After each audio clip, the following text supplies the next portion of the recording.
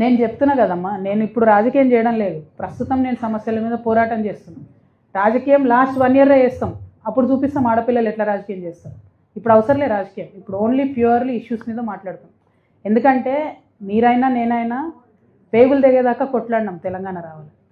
వచ్చిన తర్వాత కూడా ఇంకా వరంగల్కి అండర్ గ్రౌండ్ డ్రైనేజ్ లేకపోవడం ఏంది చెప్పు? అన్యాయం కాదా? వరంగల్ వరదలు వస్తే మునగడం ఏంది చెప్పు? ఎంత అవమానం ఇది మనకు తెలంగాణకి. నవీనోన్ ముందు జారిపడొద్దు అనుకున్నాం కదా, జారిపడ్డట్టే అయింది కదా. ఇప్పుడు ఆడ ఆంధ్ర మునిగితే మనము అనుకుంటే వీళ్ళకేం వస్తలేదని, మరి వరంగల్ మునిగింది, ఏమనాలి ఇప్పుడు? ఎవరు రెస్పాన్సిబుల్ దీనికి? ఇట్లాంటి ఇష్యూస్ మీద ఇప్పుడు ఆలోచిద్దాం. నేను పాలిటిక్స్ పక్కా చేస్తా, ఇప్పుడు కాదు, టైం ఉంది. పాలిటిక్స్ చేసినప్పుడు ఈ రుద్రమదేవి నేల సాక్షిగా చెప్తా ఉన్నా నేను, ఆడబిడ్డలు రాజకీయం చేస్తే ఎట్లుంటుందన్న చూపిస్తాం. ఇప్పుడు కాదు, ఇప్పుడు సమస్యల మీద మాట్లాడదాం, ఇప్పుడు ఇష్యూస్ మీద మాట్లాడదాం.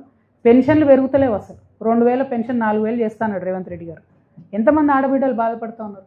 నిన్న పోతుంటే తోవంటే ఒక 100 మంది చెప్పారు నాకు, కొత్తగా పెన్షన్స్ ఇవ్వలే ఈ 2 ఏళ్ళల్లో అని. ఆ ఇచ్చే 2000 కొత్తగా ఇవ్వచ్చు కదా. విధవరాన్లు అయిపోయిన వాళ్ళకి ఇస్తలేరు అన్న పెన్షన్. ఎందుకు అప్డేట్ అవుతలేదు? ఆటోమేటిక్ అప్డేట్ అవ్వాలి కదా వీడియోస్కి అయితే, అది కూడా అవుతలేదు. సో ఇట్లాంటి ఇష్యూస్ మీద ఫైట్ చేద్దాం, పాలిటిక్స్ చేద్దాం, దాని టైం ఉంది ఇంకా.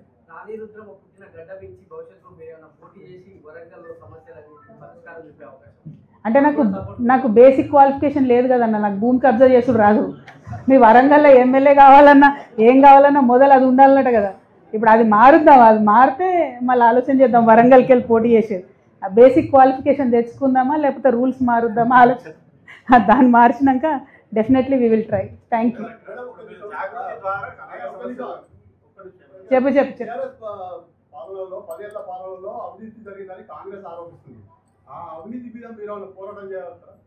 ఇప్పుడు చేస్తున్నది ఏందన్నా, నేను 2 ఎగ్జాంపుల్స్ చెప్పిన, మీరు రాయండి, ఎంతగా రాస్తారో చూద్దాం. మీరు ఏం పేపర్ మీకు చెప్పురు, రేపు పొద్దుగాల మీ పేపర్ చూస్తాను. V6 ఏందే? V6 వెల్గా. ఎస్ నేను కాదంటలేను. నేనేమంటున్నా అంటే 2 చెప్తున్నా నేను. 900 కోట్లు స్మార్ట్ సిటీ ఫండ్స్ వచ్చినాయి అబ్బా, 500 కోట్లు భద్రకాళి చెరువులో ఓసిరు అమ్మవారి సాక్షి. అదొకటి రాయండి రాస్తే. రెండోది 1100 కోట్లతో ప్రారంభమైన MGM హాస్పిటల్ 1700 కోట్లకు పోయింది. అది హరీష్ రావు గారికి సంబంధించిన బినామీ సంస్థ చేస్తున్నది. ఎందుకు 600 కోట్లు పెరిగింది ఎస్టిమేటు? పెరిగిన 600 కోట్లకు 6 ఫ్లోర్లు పెంచిరా, ఏం చేసిర్రు? రాయండి. ఇది అవినీతి కాదా? ఎవరి హ్యాండ్లో జరిగింది అన్నది కాదు, ఎందుకు పెరిగిందని అడుగుతున్నాను నేను. మొన్న ఆదిలాబాద్ పోతే కూడా అక్కడ కూడా అట్లే అయింది. 300 కోట్లతో స్టార్ట్ అయిన ప్రాజెక్టు 2000 కోట్లకు పెరిగింది. ఇంకా పని అయితే పూర్తి కాలే, నీళ్ళు అయితే వస్తలేవు జనంకు. ఇది అవినీతి కాదా? ఏ జిల్లాకు ఆ జిల్లా ఎండగడుతున్నాం. మీరు రాయగలిగితే, మీకేం బేషజాలు చెప్తే మీరు రాయండి, నాకేం ప్రాబ్లం లేదు.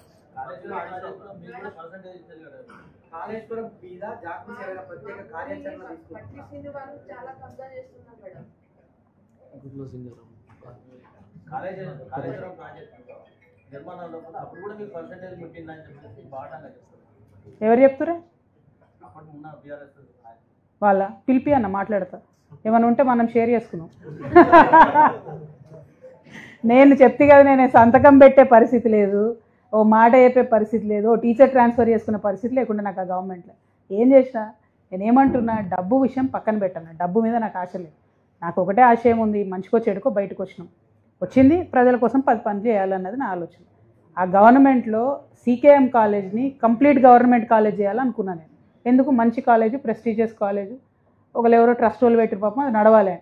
ఇప్పటికీ సగమే అయింది కదా పాపం. ఎయిడెడ్ కాలేజ్ అంటే మళ్ళీ ప్రతినిత్యం వెయిటింగే ఉంటుంది, జీతాల కోసం వెయిటింగ్, ఫీ రియంబర్స్ కోసం వెయిటింగ్, దారుణంగా ఉంటుంది.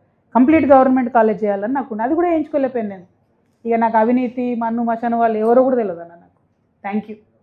జై తెలంగాణ. నాకు ఎవరితో పంచాయతీ లేదన్న, నాకు ఎవరితో పంచాయతీ లేదు.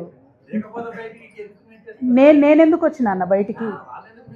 ఎగ్జాక్ట్లీ వాళ్ళని అడగాలి కదా మీరు. ఇప్పుడు ఇన్ని రోజులు అయిందన్న, 200 రోజులు అవుతుంది.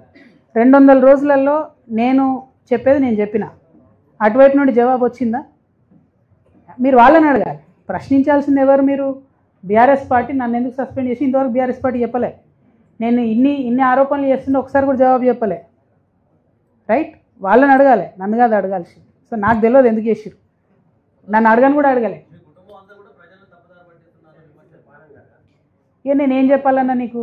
కుటుంబంలోకి వెళ్ళి నన్ను బయట వారేసిరు అంటే కుటుంబం అంతా అంటావు. మళ్ళీ నేను మీరు ఆలోచన చేయరు అన్న